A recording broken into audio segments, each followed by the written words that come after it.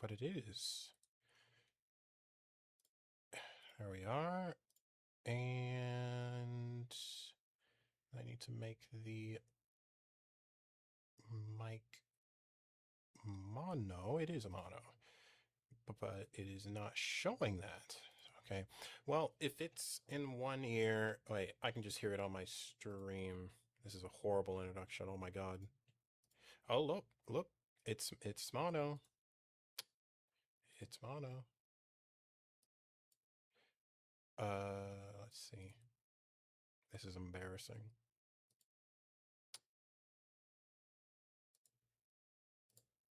Okay. How about this? Okay, now that's mono. Great. All right, so today I want to start out by reading some remarks from Carl Czerny. This is his remarks on his edition of the Well-Tempered Clavier, Book 1. I have this really old edition that has French and German at the start. But just to kind of preface what I'm going to be doing today, I'm going to just read out the translation out of German, I think. No. I'll read the French translation. It's a little bit different, but I think that the way that it ends is a little bit succinct. Not succinct, but it's apt for what I'm going to be talking about. Oh, I promised that I would link something to, I would share this. Give me a second.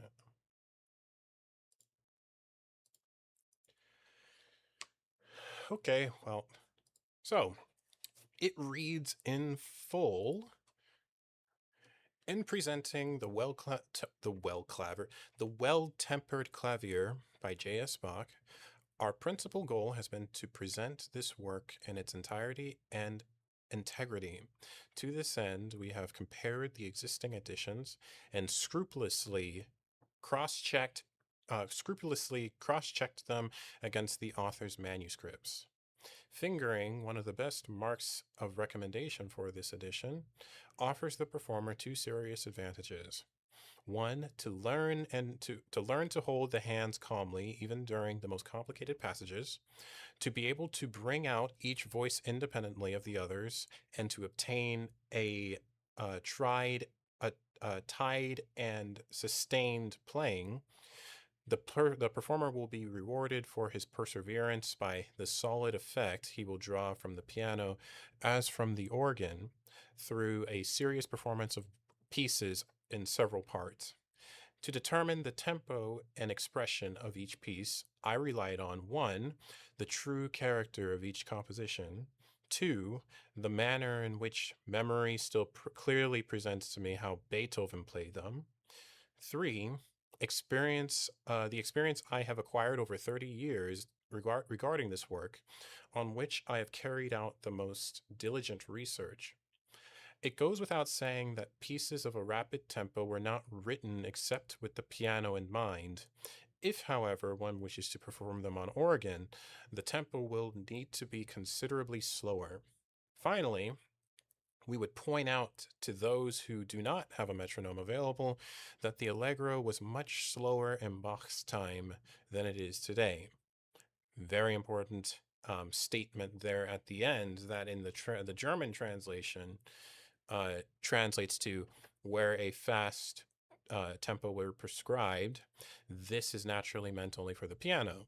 Should one, however, wish to perform such marked pieces on the organ, then the tempo would have to be taken considerably slower. For those who have no mezzo metronome at their disposal, it should be remembered that the allegro in these older compositions is generally to be taken much calmer and slower than in more modern pieces. I don't necessarily have the date that this was composed, the edition that I'm looking at, which was a collaborative work with a how do I pronounce his name? Oh, I don't have it. I'll have to pull that up later, maybe. No, okay. It's Reutschke. that's horrible and probably will be clipped and sometime in the future because it's just a horrible pronunciation. But Roitz Sch. Uh, I don't know how to pronounce this, and I've never seen his name before. But it was a collaborative effort to um, uh, create this edition of the Well-Tempered Clavier. Now, in this edition, I might as well pull it up here because I'm not playing yet. In this edition, Czerny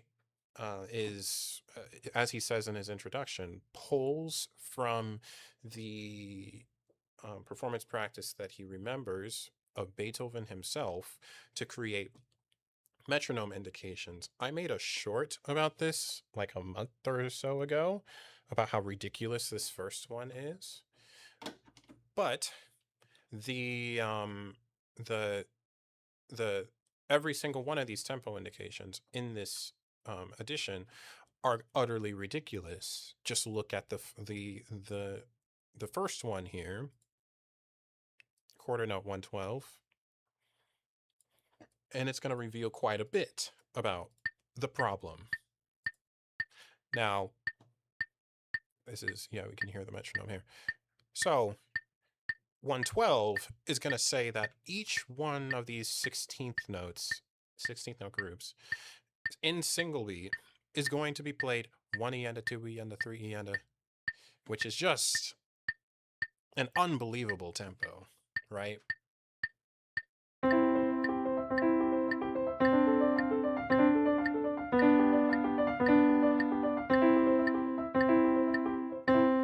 So think about, well, let me turn this off. Think about what I just read, which, by the way, kind of comes from the beginning of this, these two translations here. That Czerny and this is Czerny's introduction. That Czerny is very specific about the calm nature, to that effect, because I don't know how to literally translate it, but the calm nature that these are to be played, and the character of these compositions. Do you actually think that playing it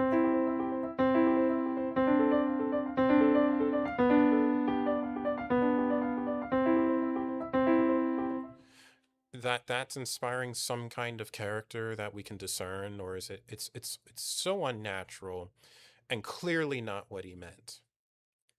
So we have to either assume that Czerny was a moron and did not know how to write tempo indications, or he is being very he's using a different practice of the metronome. The proposed one lately has been the whole beat metronome practice, where we assign 2 ticks to 1 and say that we're going to use the definition of the quarter note, which has 2 sides to it, a strong side and a weak side, to feel the subdivisions within that, the subdivisions within the pendulum. So instead of an unbelievably fast, like allegro assai first movement here, like allegro assai in the single beat sense, we're going to instead have 1 E and a 2 E and a.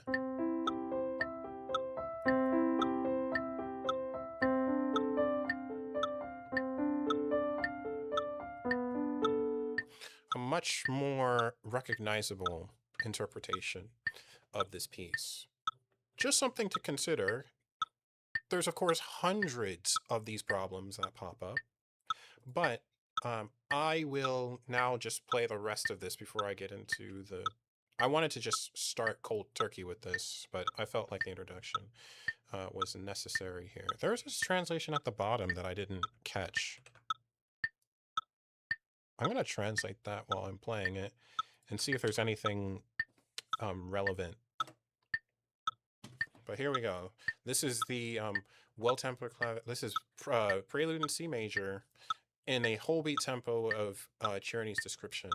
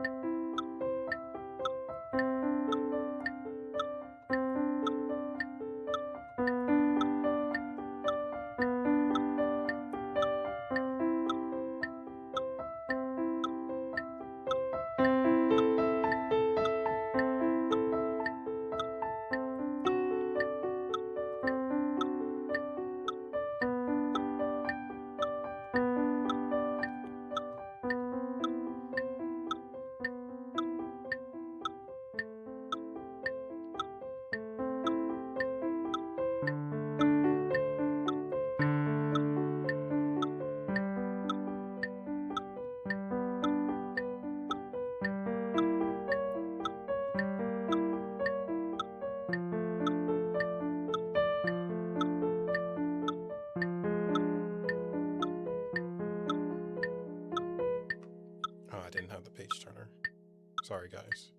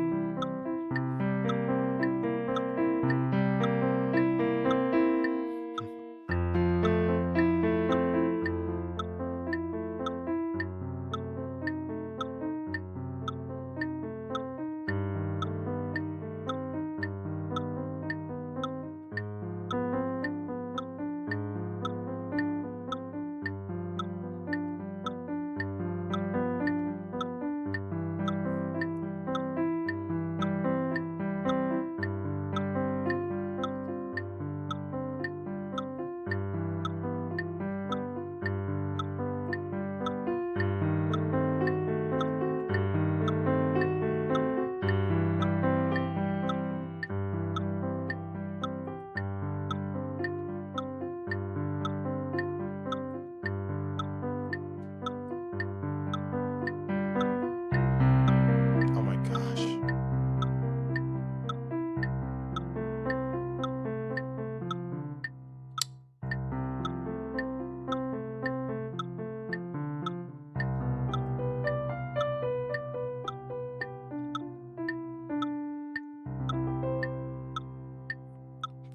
I need to practice playing with the metronome way more. I practice with the metronome a lot, but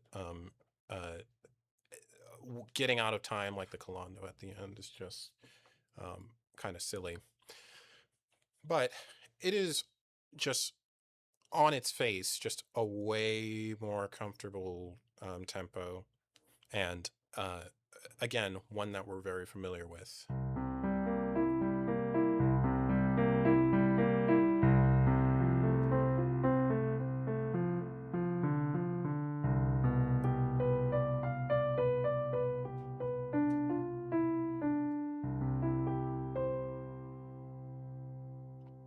And it's an allegro.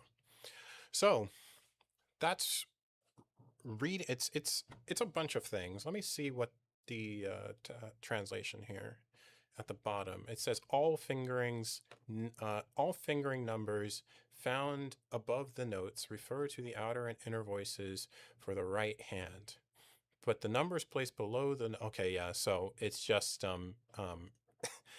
when you have this is not even Czerny. This is probably, well, maybe it was, but it's not indicating who said it. But it's just saying like, yeah, this is how you read it, because it's a little bit confusing.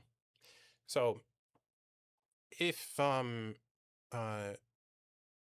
there's so many cases in the Well-Tempered Clavier edition, the not the Moonlight Sonata, but the Beethoven Sonata editions, where we have all of these unbelievable discrepancies in like how we imagine the piece, like the historical telephone game that has been played, where we like have like the vibes of how the performance practice of a piece ought to be.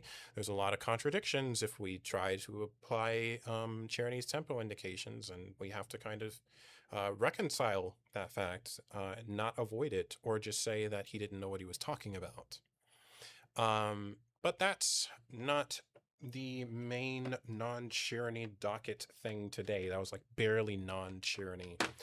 Today, we are going to look at and listen to, probably going to get like, I don't know how I'm going to avoid copyright strikes, honestly, but we'll see. I'll figure it out over time. We're going to look at and listen to the Pathetique Sonata Movement 2. Where do I have that? This is Czerny's edition, which is its own authority in its own ways. It's been criticized a lot, especially for its tempo indications, which this conversation just keeps coming up. But I don't really want to take too long talking about that. But for those curious, the second movement of the Pathetique Sonata, he indicates as an adagio cantabile, which at eighth note 54 is actually pretty typical for how we hear it and how it's played today. What is it doing? Oh yeah, there we go. Yeah, I'm like, why is it so slow? It's because it's 54. So at 54, the movement of this is pretty typical.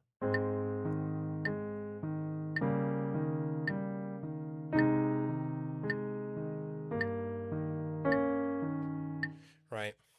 So if we were to just, if I were to stick with and be honest and consistent in my application of the whole beat practice, this is going to become an unbelievably slow adagio. Adagio, if I remember correctly, I'm not remembering correctly, because where is adagio? Do we even indicate adagio as like a tempo indication? Not really. Not that oh yeah, we do. It sits in the range above larghetto and adagietto, somewhere in that range. But the even at even in the single beat, this is like this is below what we typically classify as adagio. It's already slower than that. But if we were to be consistent and say, well, yeah, this piece also needs to be played with 2 ticks to 1. The ticking clock of this piece becomes the 16th note. That is expressing the strong and weak sides of the 8th note. And it makes the piece unbelievably slow and unbelievably difficult to play.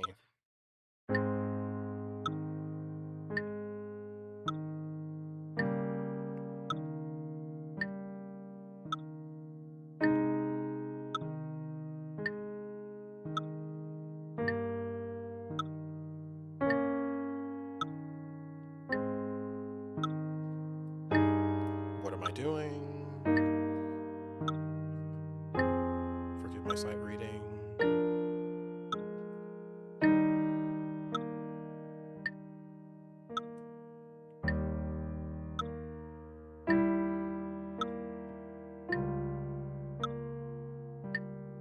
I also need to zoom out a little bit here. But yeah, you can hear, this is, I mean, it's even worse in the first movement. The grave in the first, look how corrupt that is. The grave in this movement is just almost unbearably slow.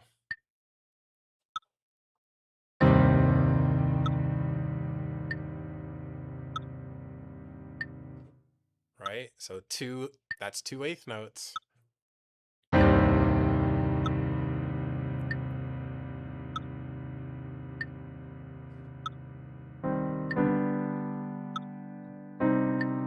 Can I even read this correctly? The second beat would be 1 E and so that would be the 8th 16th note. And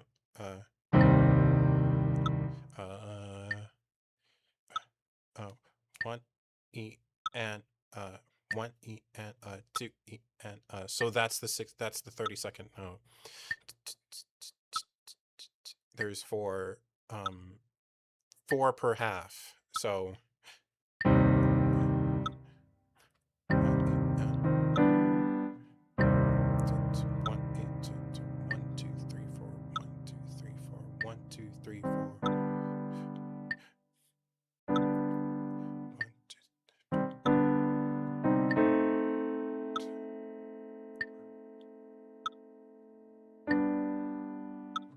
so it's very hard to play it in single beat. Oh, sorry, Scott, I didn't hear. I didn't see that you were here. I hope you're still here, because I'm switching between tasks here. I'll figure out a way to have chat on screen better. But yeah, so it's really hard to play this piece. 1 2 3 4 1 2 1, 2, 3, 4. 1, 2, 3. And I have to think, like, how many 30-second notes are in the dotted 16th note. Dotted 16th note has 3 30-second notes, right? So 1, 2, 3. 1, 2, 3, 4. 1, 2, 3, 4. 1, 2, 3. 1, 2, 3, 4. 1, 2, 3, 4. 1, 2, 3, 4. So the quarter note sounds like 1, 2, 3, 4. 1, 2, 3, 4. I think I'm doing something wrong. There's two. I should just say it seems like it's really simple, but the eighth note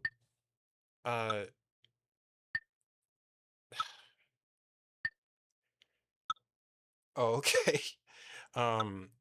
The eighth note here.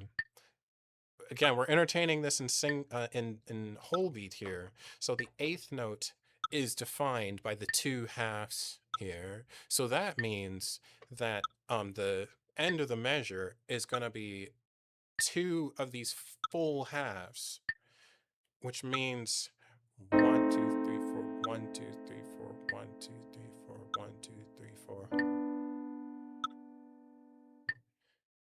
Right? So the whole measure, 1, 2, 3, 4, 1, 2, 3, 4, 1, 2, 3, 4, 1, 2, 3, 4, 1, 2, 3. How many? Because it feels like I'm speeding through that too much. How many? Either I'm playing the quarter note too slow. 1, 2, 3, 4, 1. I'm counting this 30-second note because there's 4. The halves are the 16th note. 1, 2, 3, 4, 1. 1, 2, 3, 4, 1.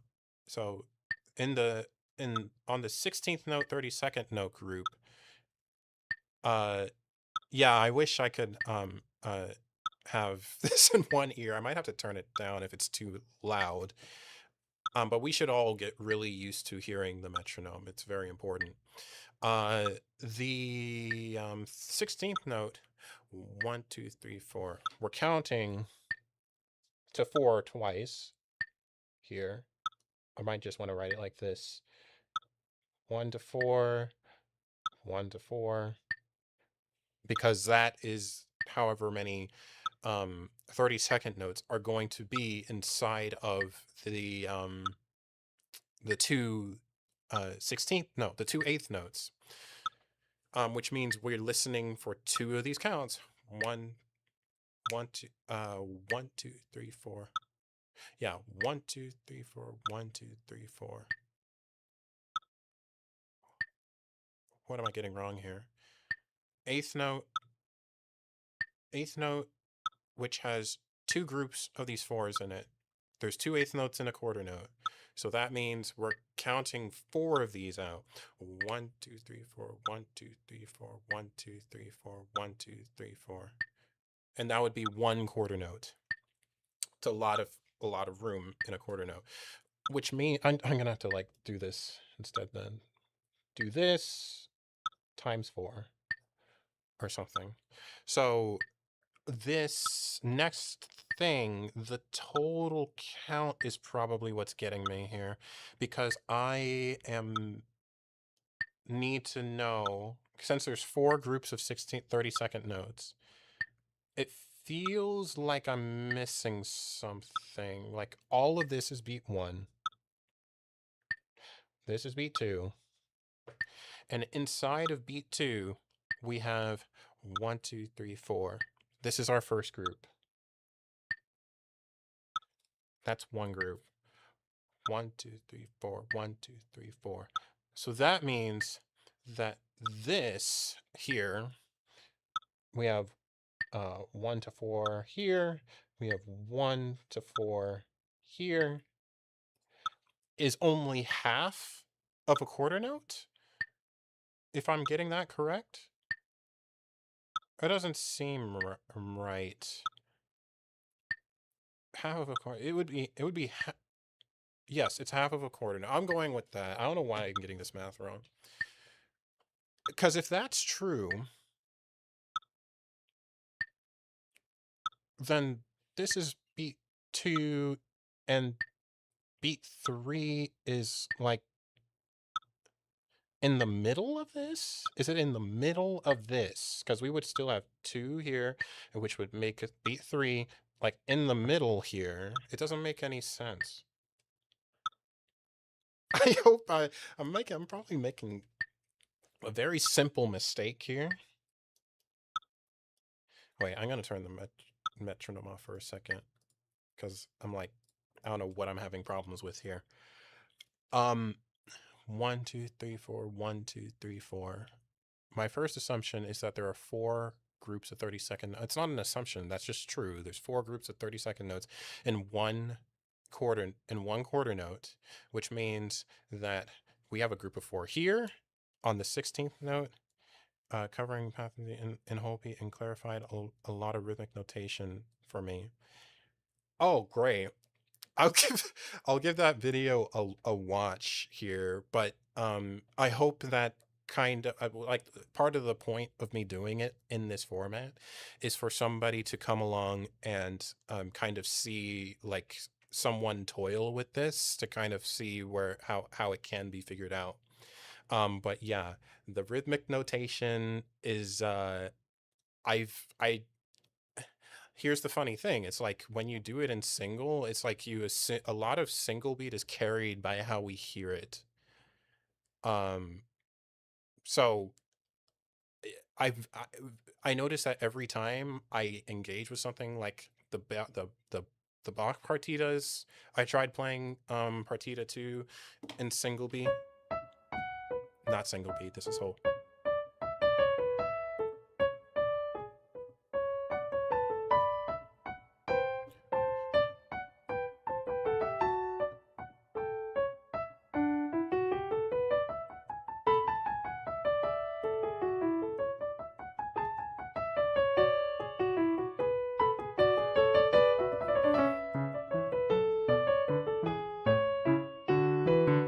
I can't do it right now. Tried playing that. I always have to like go through a whole session because I never got taught this by a teacher. To figure out like how is the rhythm of the subdivision actually impacting the playing the piece itself. But I don't know. This seems like basic math to me. I don't know why I'm struggling to find where beat 1, 2, 3, and 4 is. Beat 4 would be right here, right? That's it. That's all beat 4 is. And this is beat 3. So why is it beat 2? I'm missing something for sure. 1, 2, 3. Wait a second. Am I stupid? Hold on. Hold on. 1, 2, 3. It's like what? Because my only hang up is that on beat 2, we only fulfill 2 2 16th notes here, not 2 16th. Oh wait, I am stupid. Wait, I'm an idiot. Okay, great. I'm an idiot. This here, yeah, that's just great. I'm forgetting. I should have just written this out like 8th 16th notes first, because we have the fulfillment of a group of 16th notes here and a group of 16th notes here. Wait, no, we don't. Sorry. We have a 1, 2, 3, 4. So you subdivide the 16th note into, why is this what this is becoming? We subdivide the 16th note into 3, right? Into 4, right? And then another group. That's what I'm thinking. I'm gonna have to watch this person's video. This is ridiculous. 1, 2, 3, 4. 1, 2, 3, 4. 1, 2, 3, 4. Oh, oh, yeah. I am stupid. I knew it would be something simple. All I had to do was write it out like this. We have 1/16th note here, 1/16th note here. I'm just not used to thinking this small. This is ridiculous.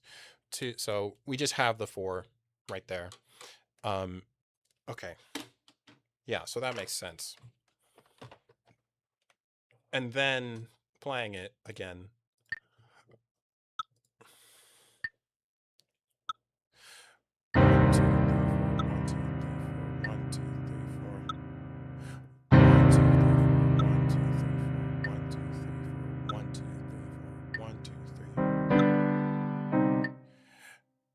So the second 1, 2, 3, 4.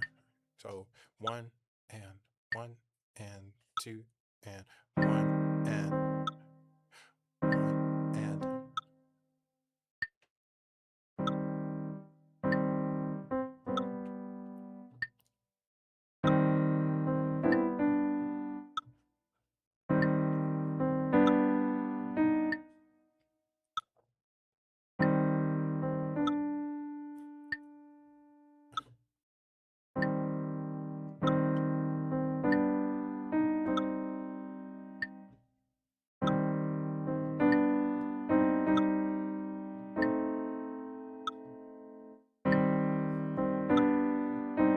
This is just embarrassing.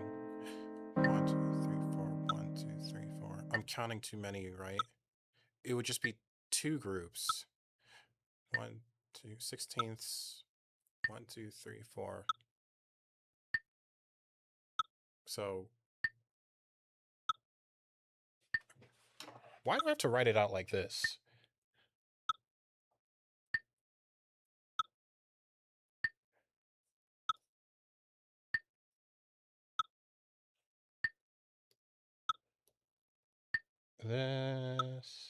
This.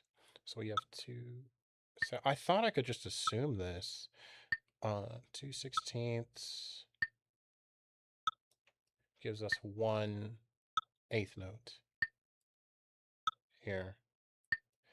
Okay. 1, 2, 2, which gives us. Oh, yeah. So I was wrong because all we need is this.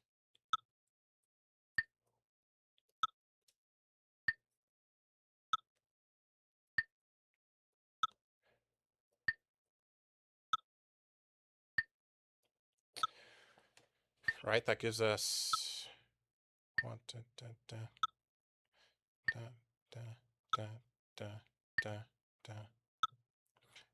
I'm counting this 32nd note too fast then. If this is our chord 8th note, 1 and 2 and 1 and then our 16th note is 1 and 2 and 1 and 2 and, which is the same thing as 1/4 note. So 1/8 note, sorry. 1 and 2 and 1 and 2 and. I'm doing it too fast. 1.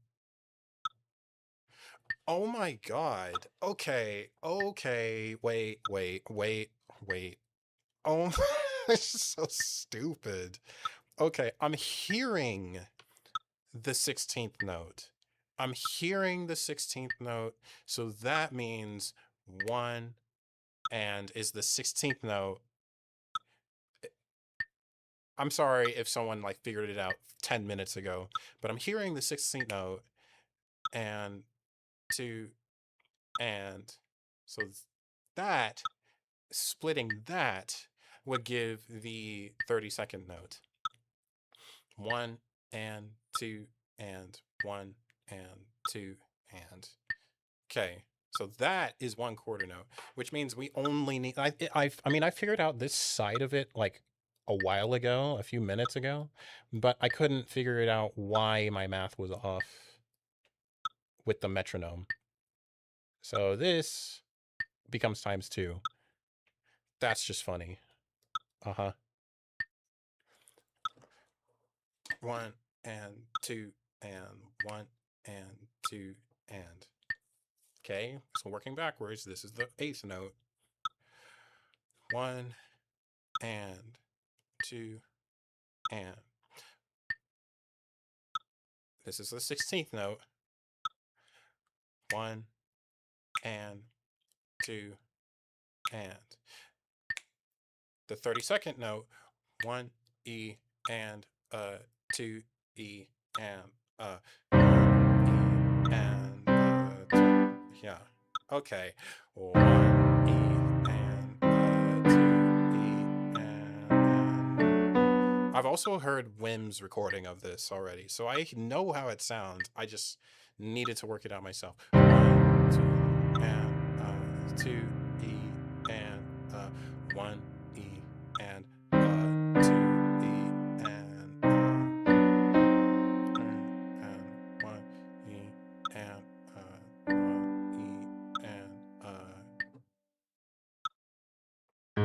and then where does this A flat come in? That's just one measure, but it should kind of work itself out now. 1 E and 2. 1. Oh, doing this. 1 E and 2. Oh wait, holding out for the thing.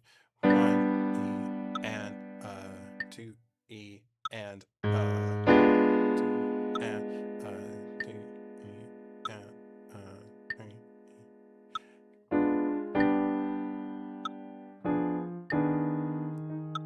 Wow, isn't that crazy that we can actually have a sforzando?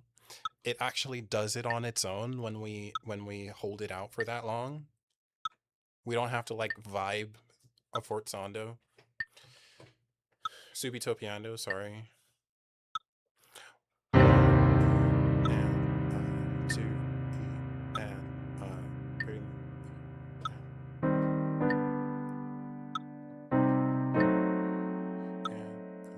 2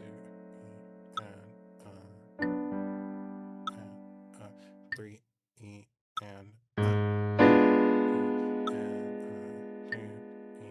and 3 E and 3 E and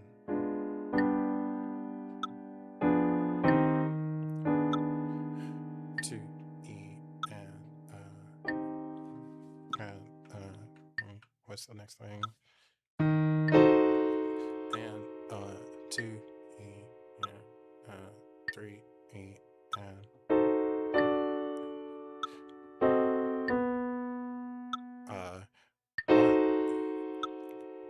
1 E and 1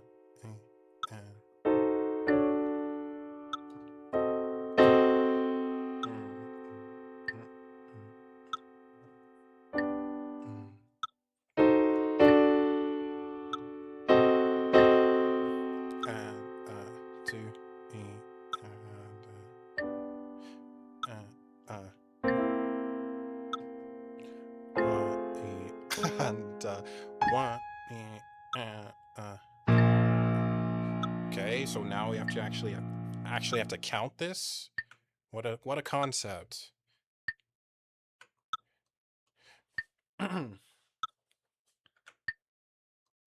Oh, this is a long measure. 1 2 and 2 E and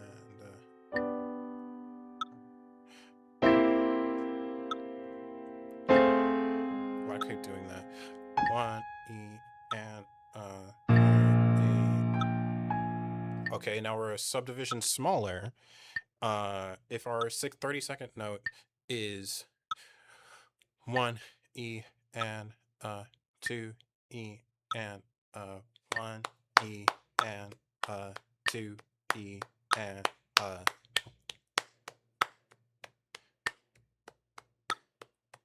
1 E and 2 E and That's the 64th. One, one, and one, and two, and one, and two, and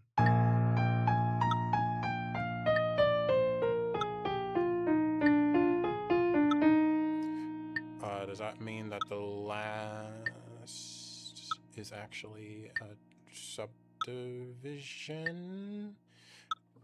Not subdivision, it's always a subdivision.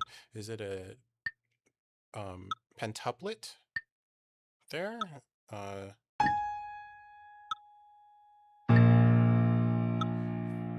One E and two E and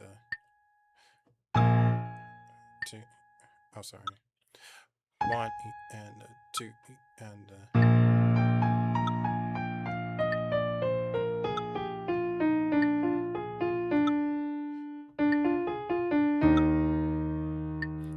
he indicates a 9 on this.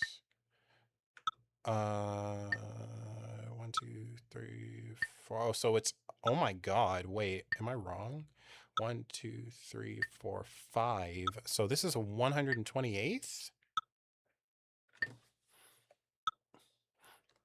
So 1 and 2 and 3 and 4 and it's 30 seconds. 1 E and 2 E and 3 E and 4 E and is the 64th.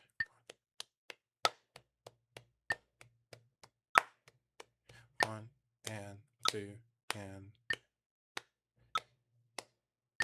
because this is the 16th. 1 E and 2 E and 3 E and 4 E and 64.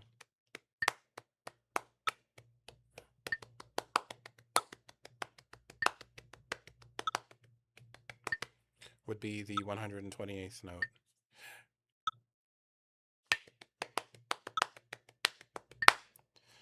Something like that.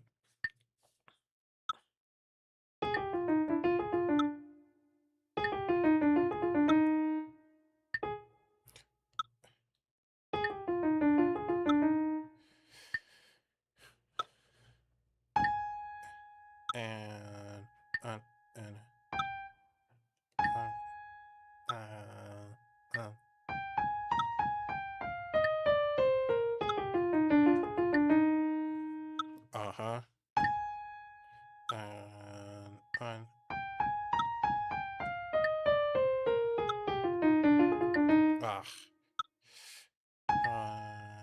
And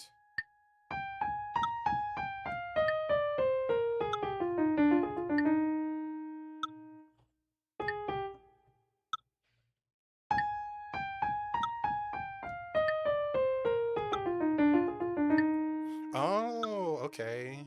Sure. 1 and 2 and 3 and no. 1 and 2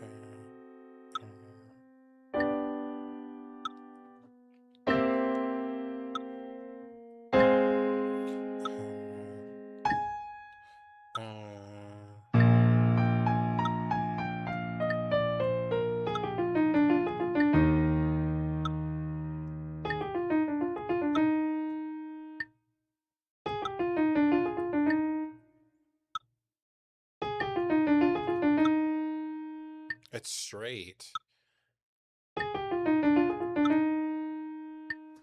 That's crazy. How do we normally play that?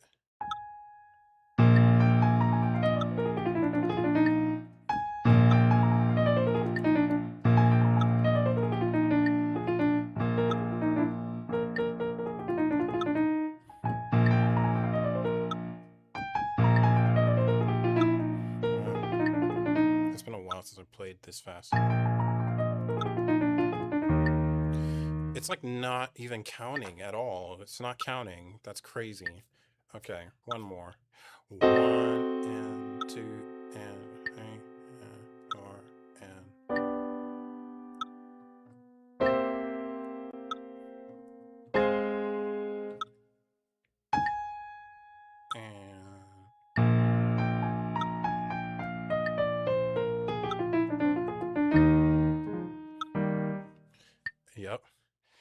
Thank you. Oh my God. Yeah, this is painful. Oh my gosh. Wait, what about the thing here?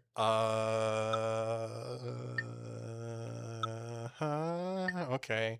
Wait, I actually want to finish the I want to finish the introduction now. It's not going to be that bad, right? And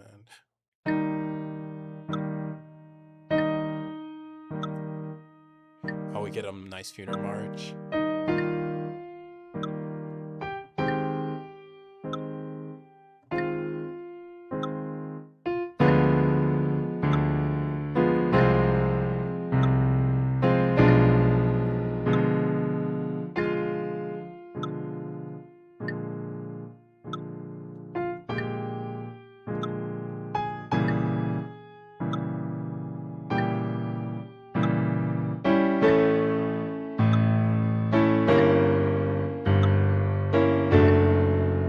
I think I'm bringing some of single beat practice into this. I'm not playing the 30-second notes correctly. 1 and 2 and 1 and 2 and 3, 4 and that's the 30. That's the 16th. Sorry, I have to backtrack again. 1 and 1 and sorry, 8th note, 16th note. Okay, so 1 and 2. No. The 16th note is the clock. The 16th note is the clock. So between this 1 and no, that's the 30. That's the 64th. 1 and 2 and 3 and 4 and 1 and 2 and 2 and 2 and yeah, there it is. Yeah. Okay. Yeah, I was bringing my bias from single beat into this.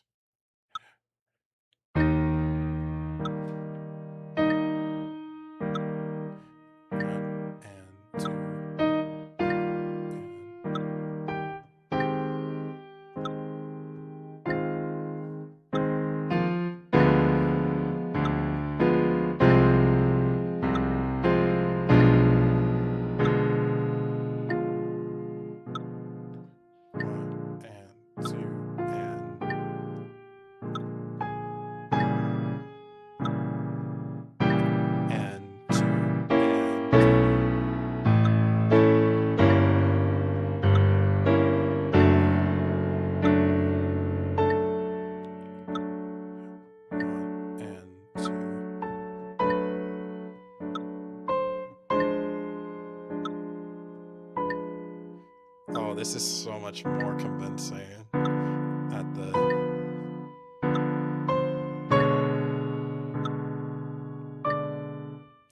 It's so much more dramatic.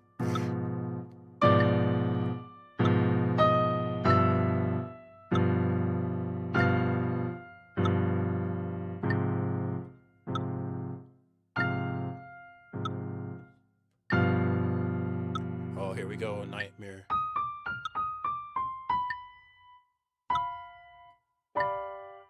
I didn't count that right, surely. Okay. We're down to the 64th.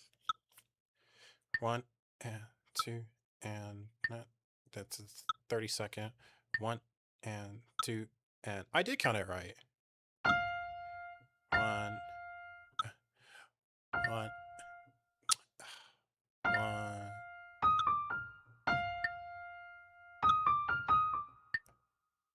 What? Is that 2? Oh, interesting. So if this is a 64th, 64, is it triplets explicitly here? Like,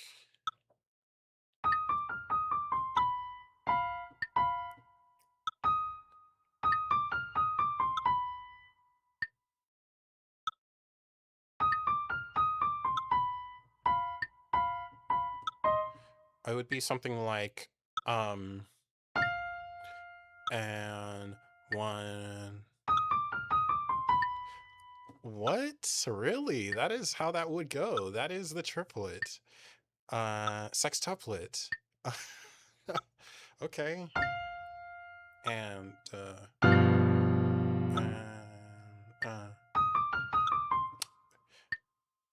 it's a different piece. And one.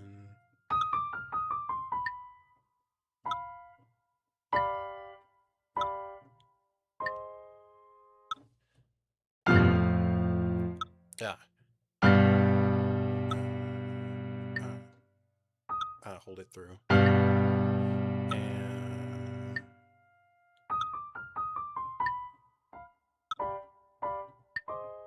it's preparing. This is foreshadowing. Okay. And then we have a long, like, without it even being a fermata indication, we have a long 2/8 notes. How am I going to get back to Czerny today? This is how they sight read everything. It was unbelievably slow. And let me do the whole measure again. One and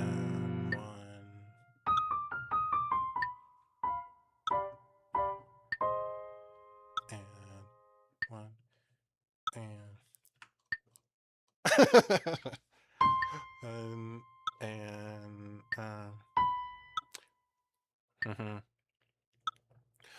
one and oh, okay, wait, one and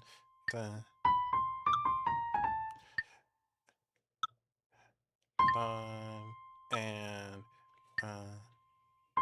oh yeah, one and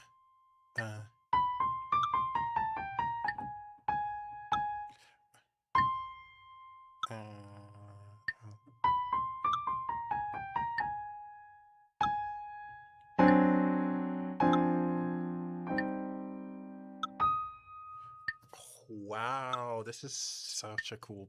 This is the rhythm is so cool.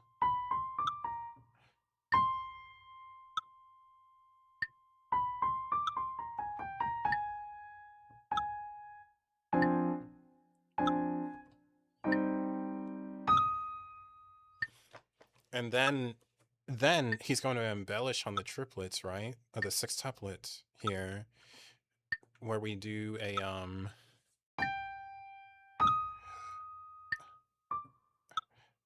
sextuplet first. One,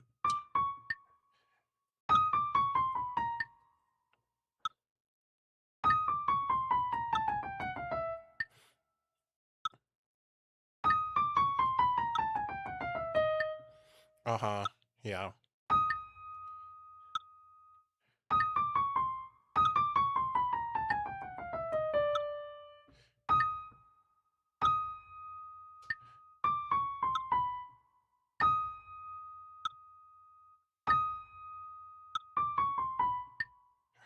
How do I count this? Da, da, da, da, da. 1, 2, 3, 4, 5, 6. 1, 2, 3, 4, 5, 6. 1, 2, 3, 4, 5, 6, 7. 1, 2, 3, 4, 5, 6. 1, 2, 3, 4, 5, 6, 7. 1. Okay, yeah. 1, 1, and 1, and nope. 1, 2, 3, 4, 5, 6. 1, 2, 3, 4, 5, 6. 1, 2, 3, 4. Yeah, okay. You would listen for the sextuplet first. 1, 2, 3, 4, 5, 6. 1, 2, 3, 4, 5, 6. 1, 2, 3, 4, 5, 6. 1, 2, 3, 4, 5, 6. 1, 2, 3, 4. Yeah. Okay, and then the 1, 2, 3, 4, 5, 6, 30 seconds, 64, 128th note. Again, it's that 1, 2, 3, 4, 1, 2, 3, 4, 1, 2, 3, 4, 1, 2, 3, 4, 1 E and a 2 E and a 3 E and a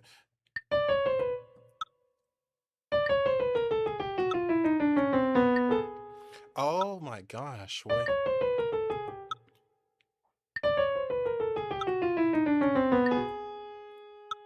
Oh, that actually makes sense.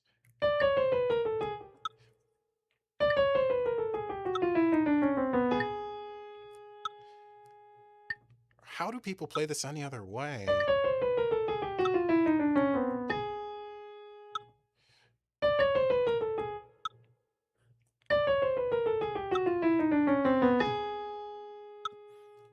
One, two, three, four, five. 1, 2, 3, 4, 5, 6. 1, 2, 3, 4, 5, 6. 1, 2, 3, 4, 5, 6. 1. Ah, God, this is. Oh, 1, 2, 3, 4, 5, 6. 1, 2, 3, 4, 5, 6. 1. Ah, how do I do the septuplet? That is deceptively hard.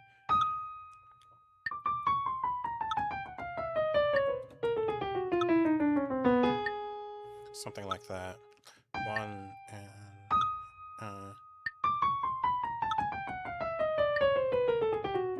ah.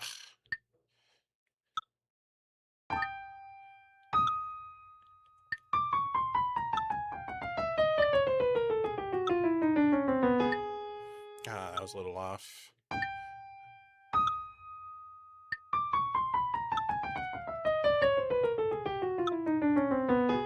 There it is.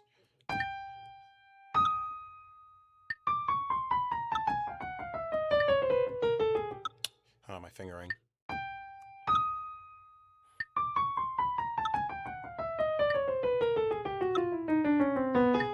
It makes so much sense. Like, that's... How do I do the beginning of the measure again? 1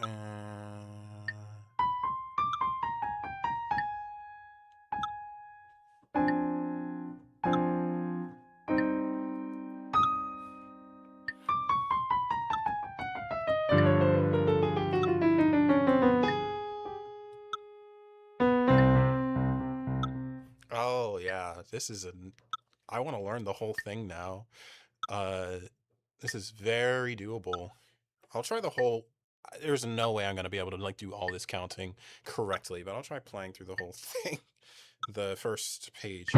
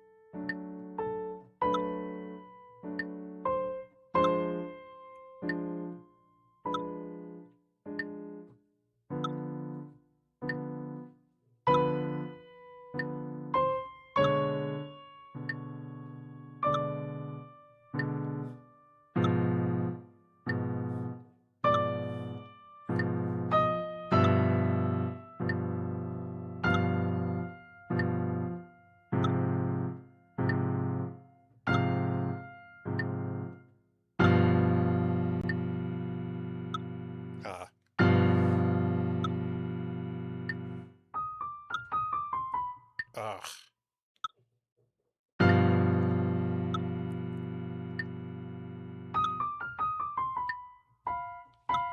Why do I keep autopiloting back?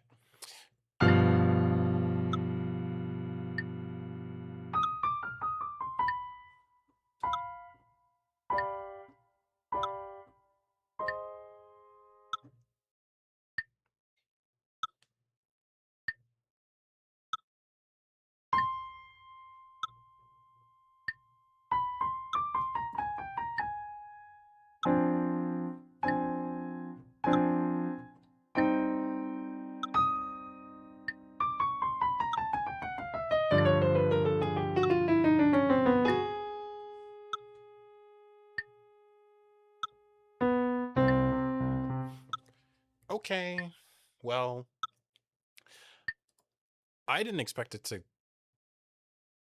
go like I didn't expect to learn that much from uh uh going through that. Uh what is he into? Just out of curiosity. Wait, what? Okay, yeah, he does.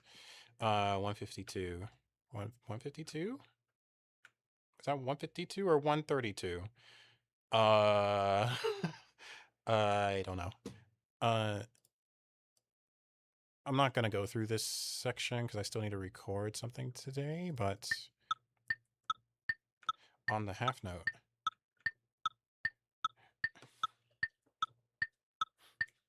And what? Right? So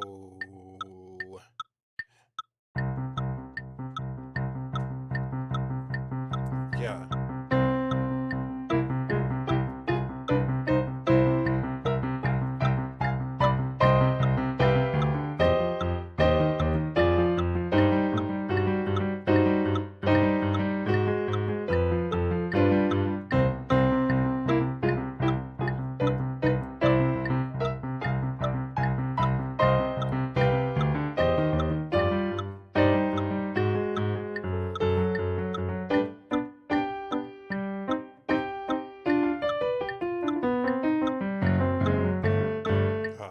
My sight reading isn't this fast.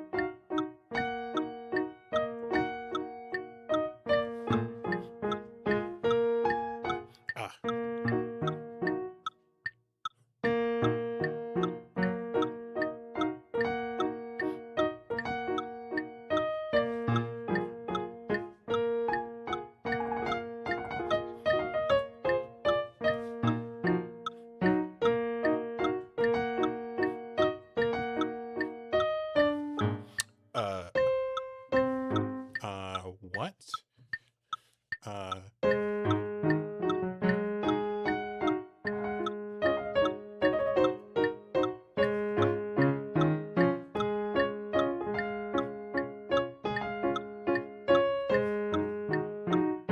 am I sight reading this? Oh, this page is dead. Oh man, the page is dead. That sucks. These staccattissimos make a lot more sense at this tempo. It's really fun. It's really fun. I really want to learn this.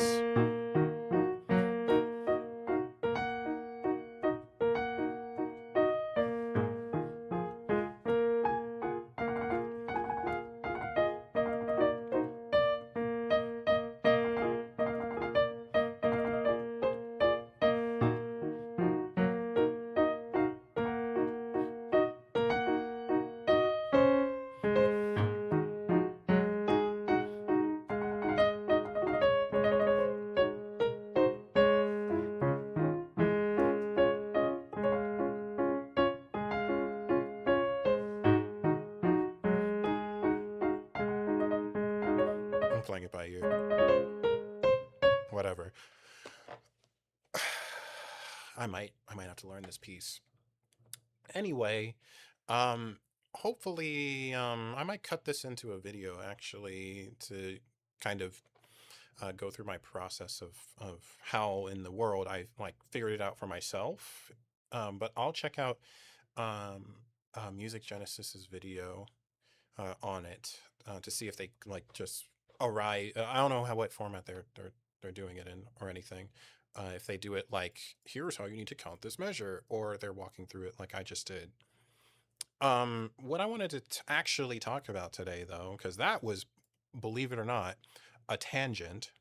Uh, an hour and 8 minute tangent. So the introduction is over. I actually wanted to talk about reading the score in the second movement and compare a few recordings. You'll notice, I mean, it seems like everyone here is like, or that listens, is actually aware of the whole beat practice, and what it kind of does to the music, but we don't necessarily need to consult whole beat to have problems with interpretations. And the second episode of the the second movement kind of reveals a problem with a lot of different recordings.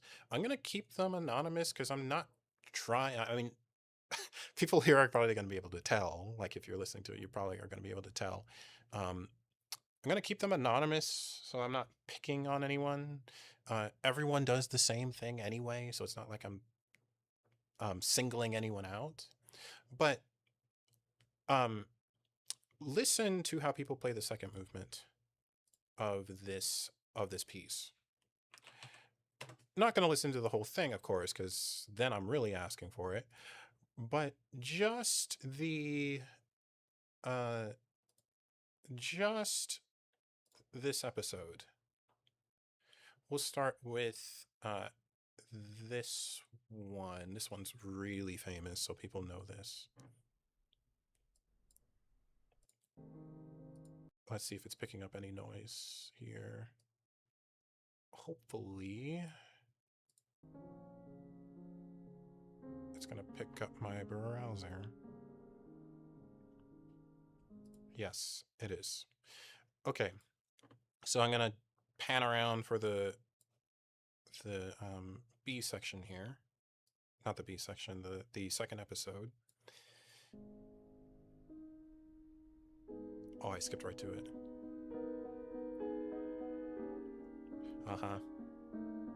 So immediately, we're doing some level of recomposition already.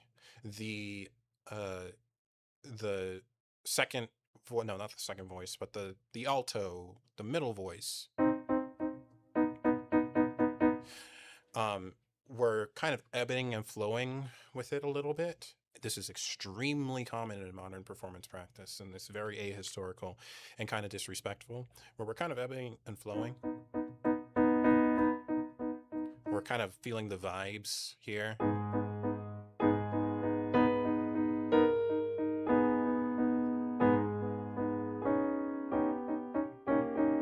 It's like it's not that bad, where we're literally doing like a slight ritenuto at the end of the measure. Can I read today?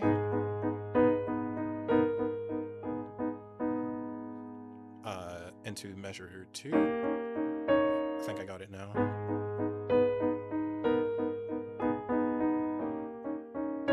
So there's like some instability in the tempo. We can kind of listen for this again, because I can't demonstrate it here. Yeah, the swelling.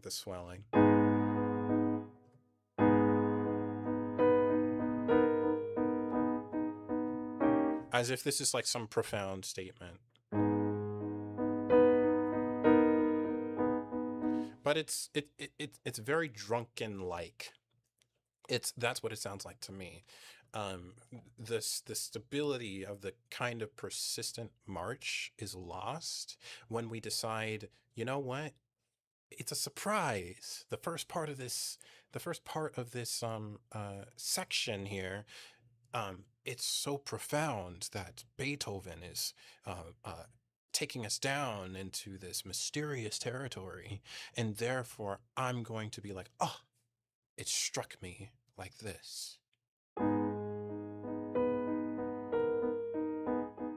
It's like, okay, yeah, sure, you're really feeling it, like I guess, uh, but that's not what the score says.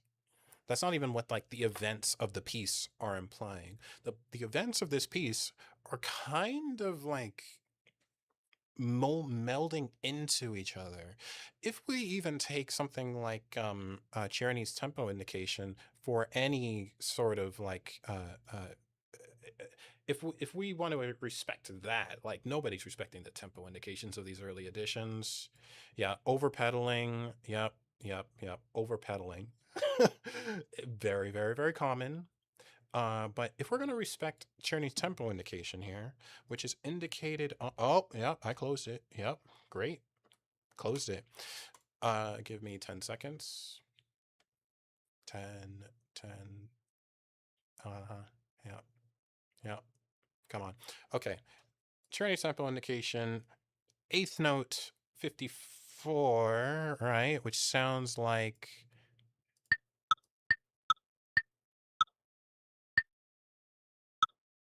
this. So our ticking clock is the 16th note.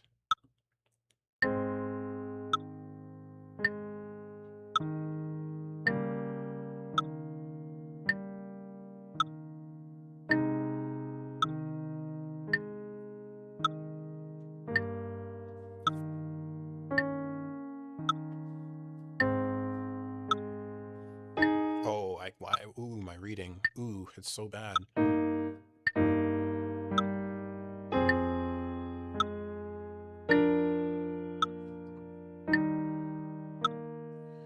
And the B section, why do I keep calling it the B section?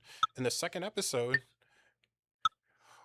1 E, 2 E, 3 E, 4 E. This is the eighth note, right? Eighth note. So 1 E, 2 E, 3 E, oh,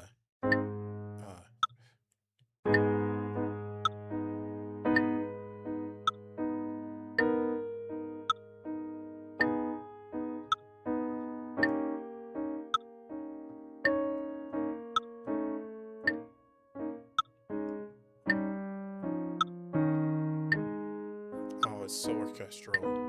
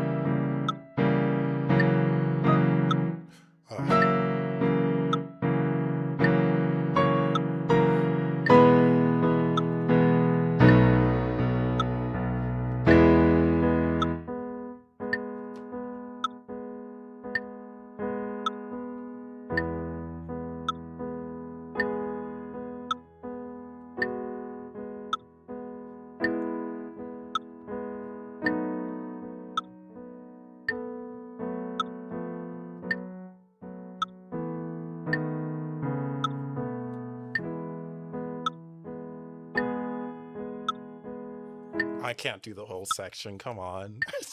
It's so nice though. I can't stop playing it once it's going. It's so beautiful. Um but my point respecting Czerny's tempo here in Holby, it's like you can't hide these facts. Like you can't hide the character of the piece, that it's driving forward with some consistency. You need to have it be, it needs to be consistent, or else you're gonna lose the meter. You're gonna fall off the train. So not only is it the incessant uh um over pedaling, like over sentimentality, like it's so shallow emotionally. It's like, oh, this feels so nice to hear, when you're not hearing like how the music is interconnecting to each other. It's so much easier to understand if you slow it down, make it a little bit, it's like, I've seen some editions say like, well, of course we're going to add the pedal here because we're going to add the pedal here because of course we would. It just sounds terrible in any other case. Add the pedal here. Even though it doesn't say it in the manuscript or early editions, or it just keeps going on and on and on as to like why you shouldn't. But I guess the recorded century has everybody adding pedal to this anyway, so it's like this is how it's always been played.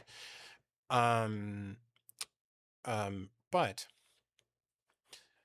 if we were to do something really silly and be like, oh yeah, okay, what is the tempo that I'm not gonna offend Barenboim, right? By saying that it is him. Uh, if I, what is the tempo that he's taking this at?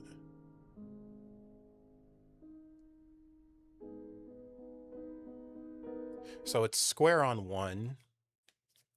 It's square on the quarter note. Sorry, something like it's gonna be somewhere in like 190 to 100, right?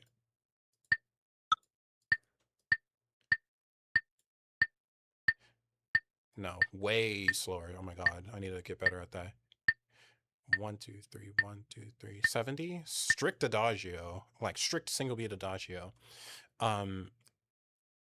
What we would have to do is slow it down quite a considerable amount, actually. I don't want to do the math right now. I'll just slow it down to 60% of the speed.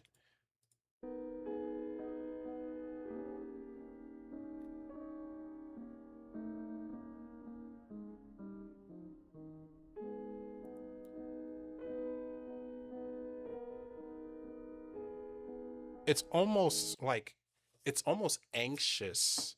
You can't get away with this ebbing and flowing rubato in the on the time on the clock, because the clock, it's like, how useful is a clock that doesn't have a consistent second hand? Like you're going to have no sense of time.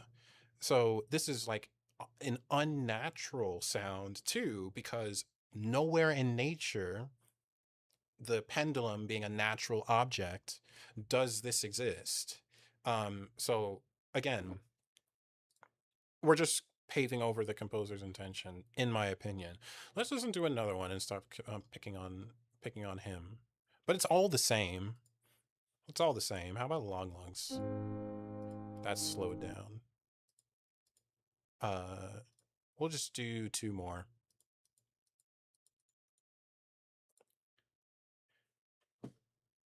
So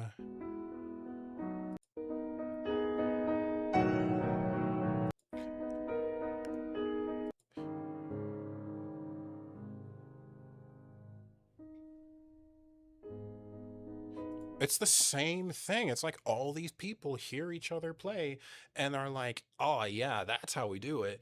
And then everyone just copies each other. It's like, even though Long like he pushes interpretations, not as, honestly, not as far as Gould would, but he pushes interpretations, right?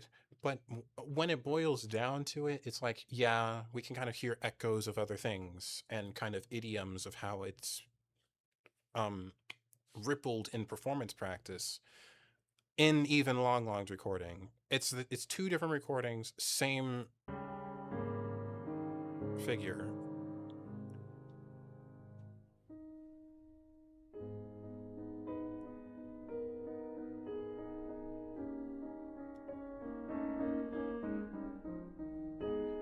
At least he's a little bit more careful with the pedal.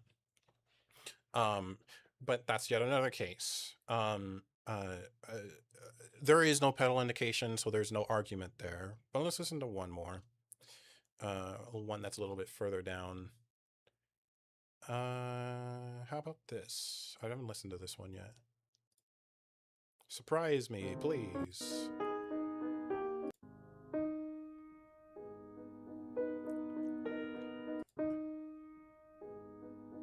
Yeah, why do we always swell into this section? It doesn't like go. Okay, 3 random example. You know what? Yeah, and we're gonna like over pedal it too. Okay, one more. Oh, 8 million views, 8.3 million views. Okay, let's hear it. Faster. Okay. Oh, okay. And decides that even though there is no indication in the score for any speed up whatsoever, we're going to do a Chopin-esque butchering here.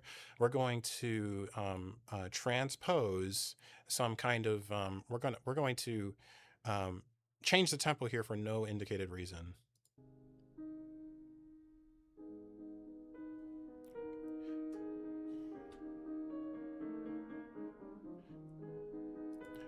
It's like creating the effect of it's more of an anxious section because it's in a minor key, so it's a more anxious section, but that work is done in the score.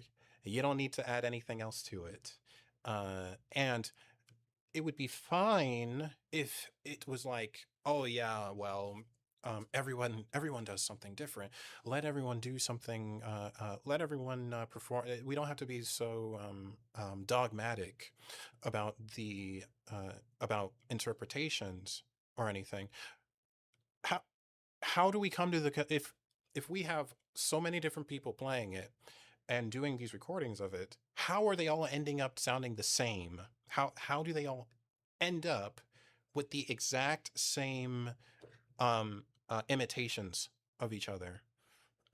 Variations, like everyone's playing slightly differently, but ultimately, like the events of the actual interpretation, the phrasing, are amounting to being the same thing. That's a dogmatic practice, if you want my opinion, honestly. Uh, does he speed up into the exciting section?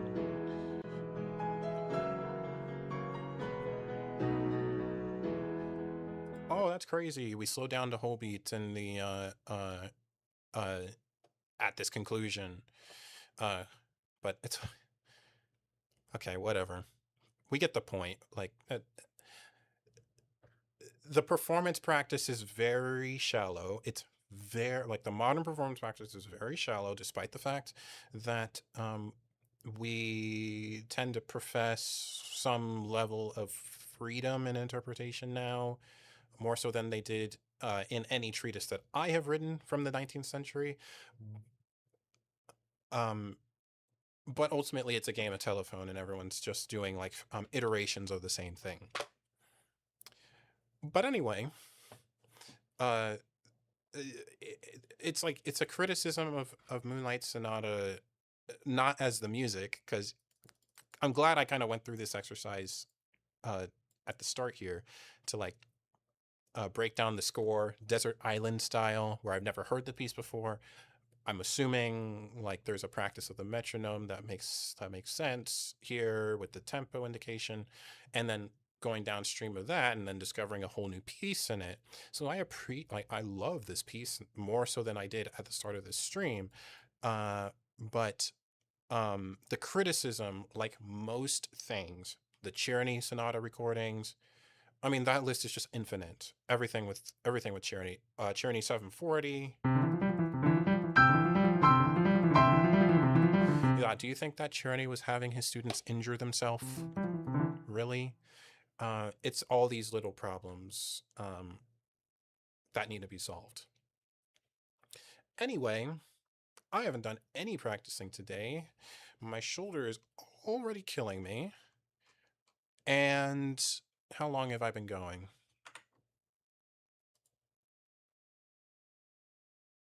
Hour and 30 minutes. I'm going to give this an attempt. Just to close off here. I don't get to practice anything from 3. Actually, I can practice a little bit of 355 still. I'm going to get up and stretch first so that I'm not overdoing that. Where is 330, 139? In following whole beat, it tends to produce more unique ideas as opposed to the telephone method. Yes, because it's not just following whole beat. It's following the score. Where do we have tempo, like not tempo indication?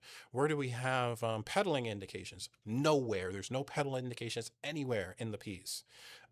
So now we need to take from the old Viennese school of finger independence.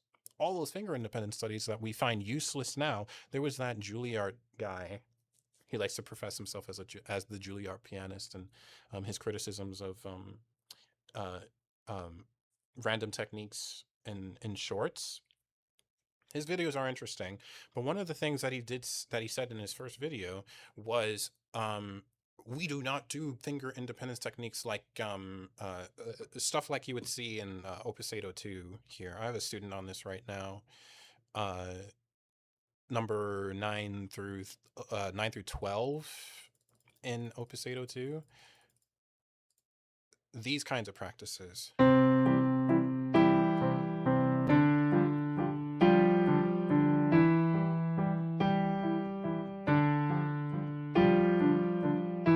Oh, this one's painful.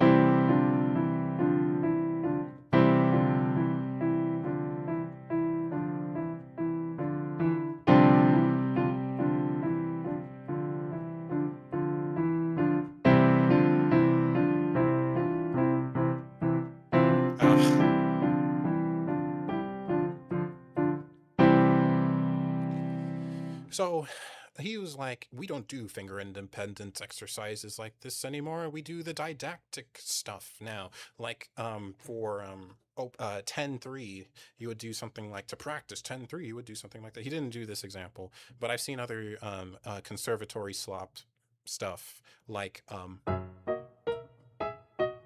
where you do engagement training. You're trying to force it into your muscle memory, which is very injurious, by the way. It's the reason why I injured my shoulder.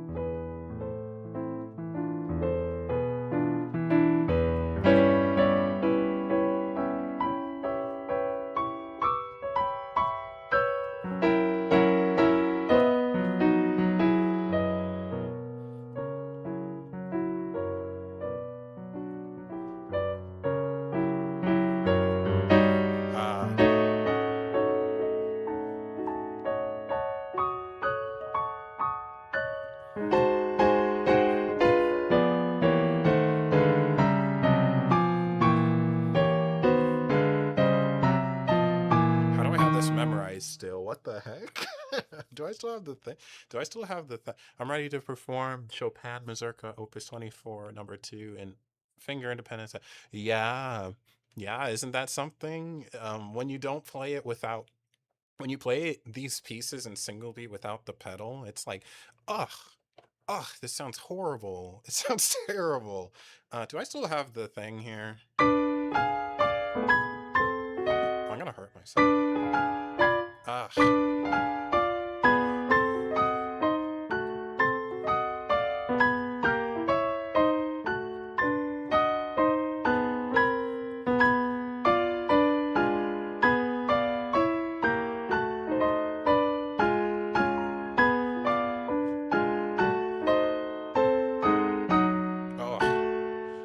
How do I have this memorized still?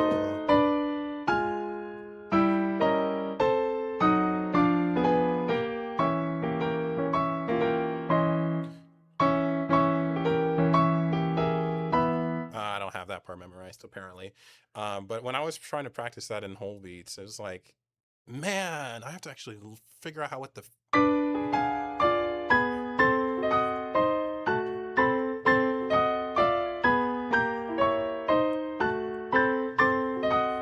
I don't have it memorized. I have to figure out what the phrase is here. But yeah, finger independence exercises become infinitely more important because we have to have control over each individual note to the extent that it's like we're we're we're phrasing with our fingers. But anyway, like I said, I can't be playing Opus 10 number 3. I shouldn't be doing that.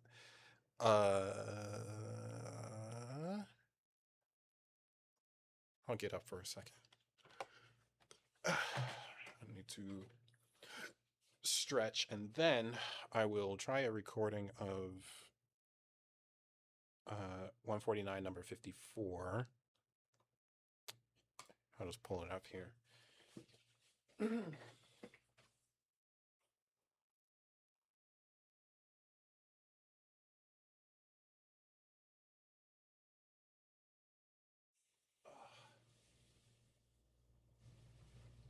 It's not even close to enough, but that's okay.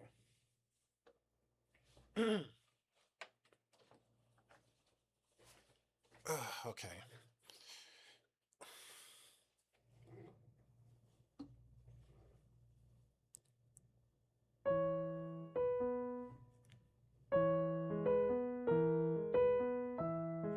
Oh, I want to tune this to 448.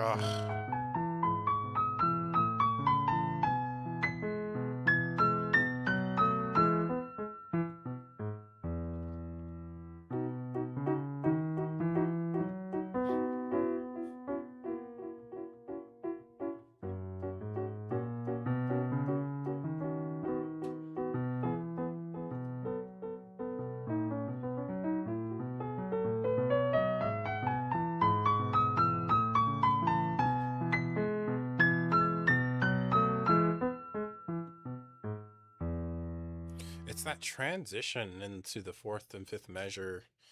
I'm trying to solve it by lingering it a little bit longer, but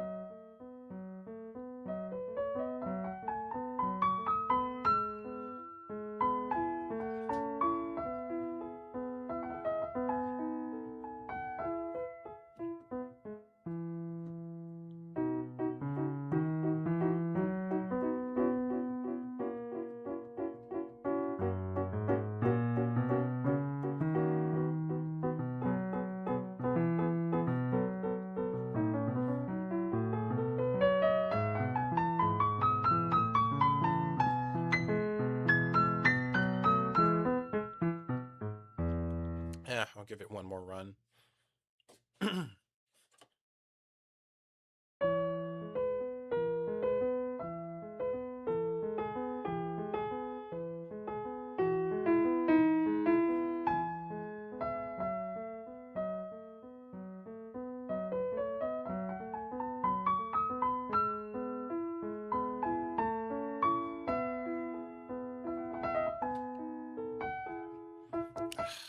Kind of threw it in at the end.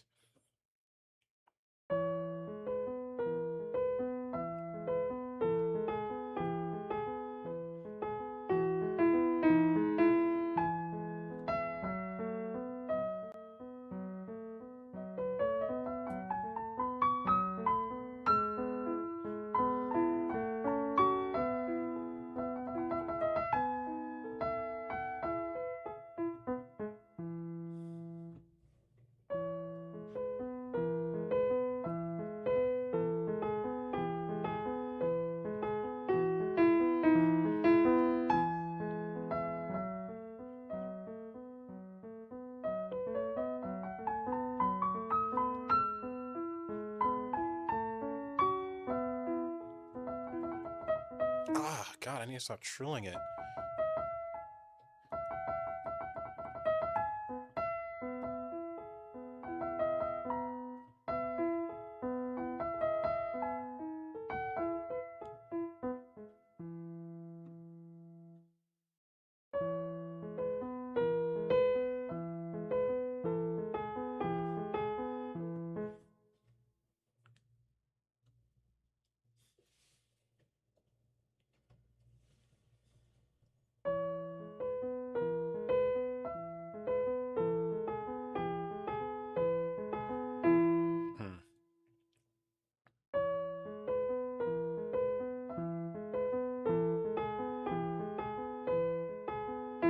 Why do I keep doing that? What are we doing?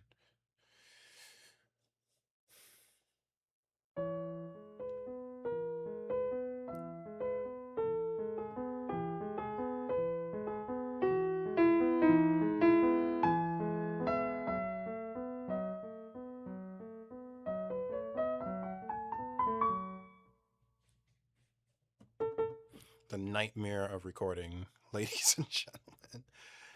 Ugh.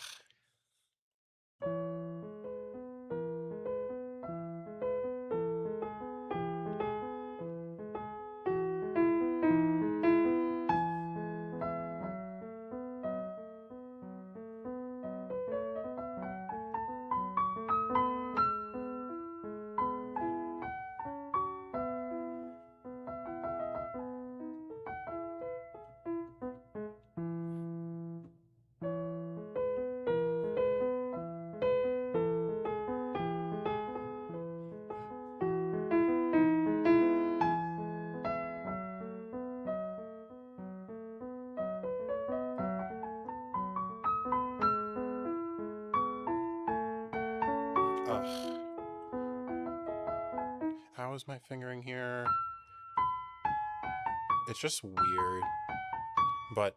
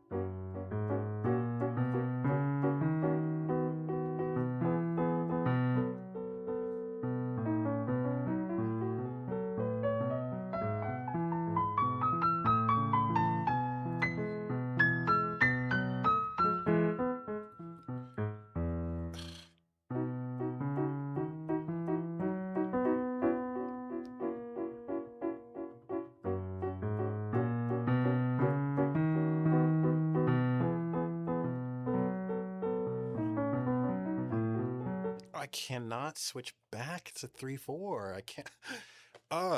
So it's so...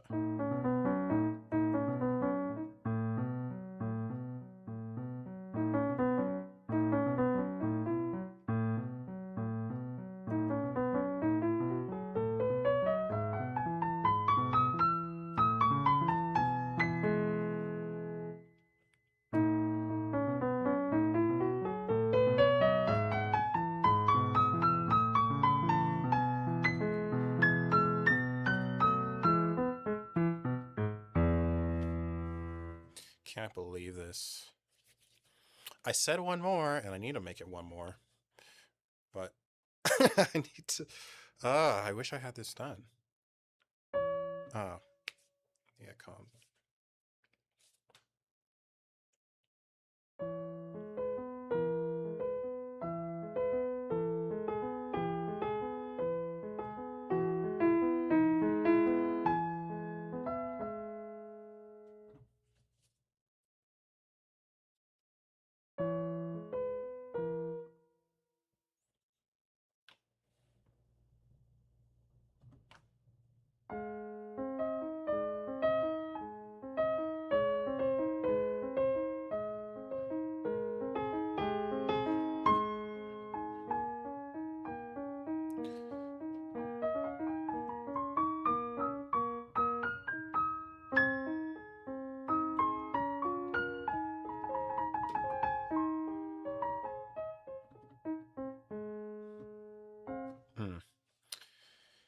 Yeah, I don't think it's happening today. Let's see.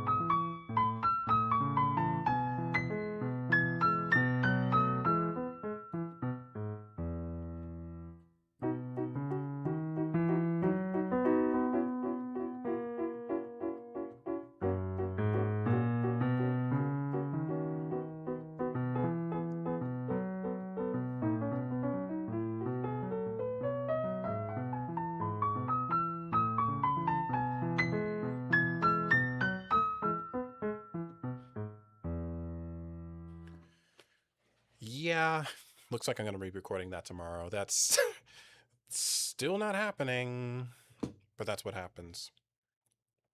I still have to work out in my head like how the transition into 3/4, or it's actually 4/3 because well, there's 4 on the top and 3 on the bottom, but it's annoying. I kind of want to.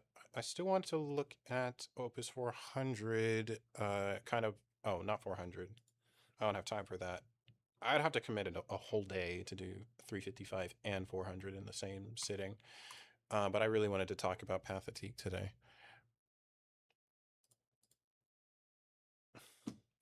Okay, metronome at 88.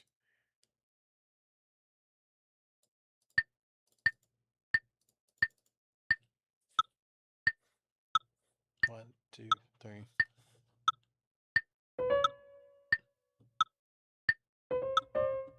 2, 3, 1.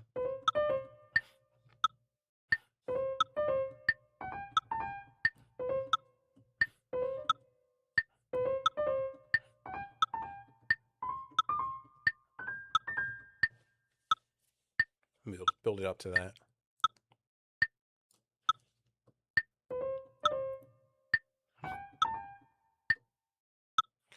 One, two, three.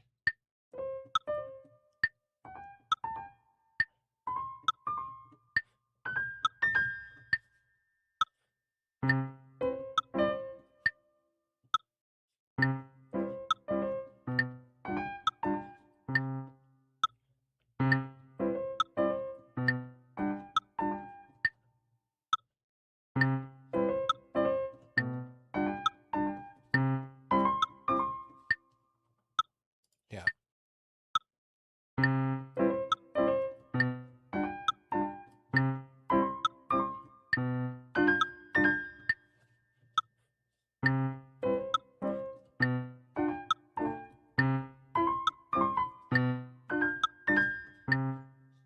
Okay.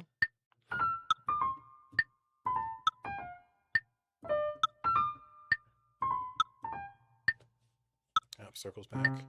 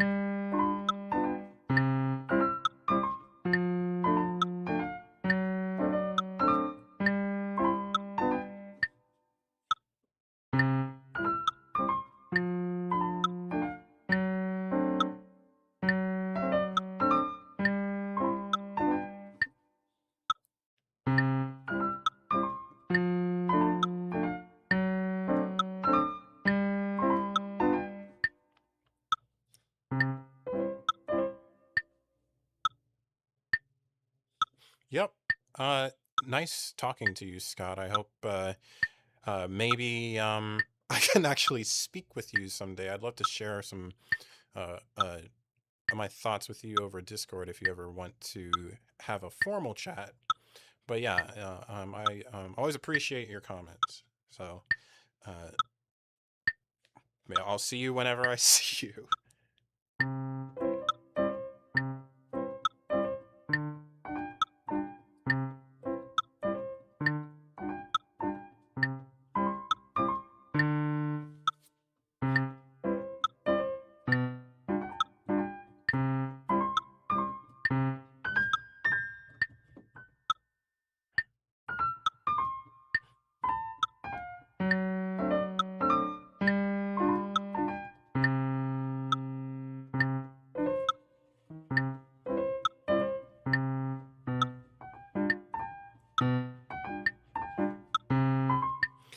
Yeah, I think I'll start with this tomorrow. I think I can like get what I was just practicing for like 5 minutes up to 88 already. 1, 2, 3. No.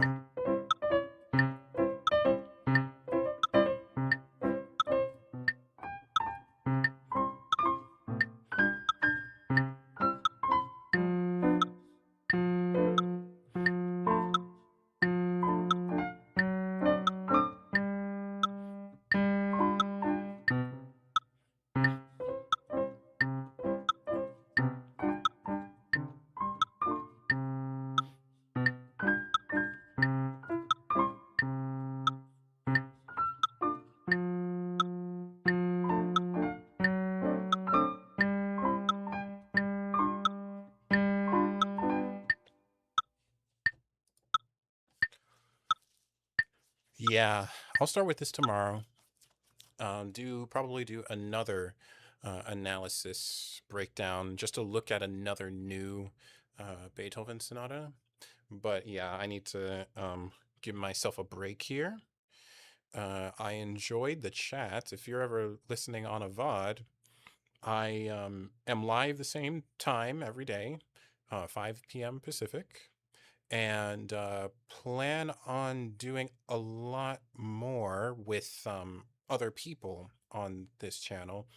I think that the conversations that I have, and I can like talk all I want, as good as that is, uh, and as much as I enjoy it, I think it will be interesting to kind of see the opinions of the community, broadly speaking. A lot of pianists don't even think of themselves as a community. So I'd love to get my old classmates on here to have a chat and breakdown of the of pieces, like get them to kind of confront some of these cool ideas that are propagating online, and um, uh, get them a part of that. So we'll see about that. But tomorrow, my plan is to just really read through and finish all of 355 number one.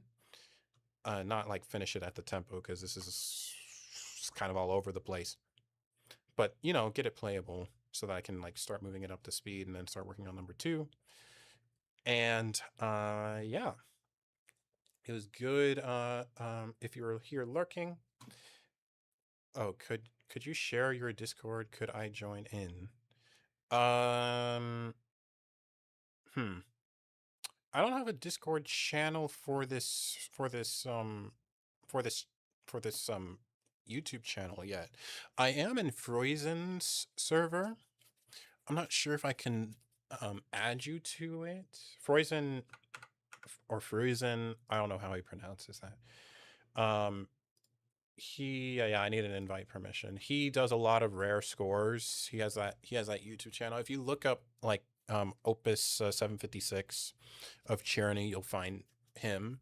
Um, but my Discord username is John Stark, just one word, because we don't put any spaces between anything. Um, but come by tomorrow and I'll set up a basic Discord so that I can start like just inviting people to it to talk to them. So look out for that tomorrow. But just add me at John Stark if you want to just DM me. But yeah, um, uh, outside of that, I'll put that on my docket of things to do. I'll see you and the lurkers around.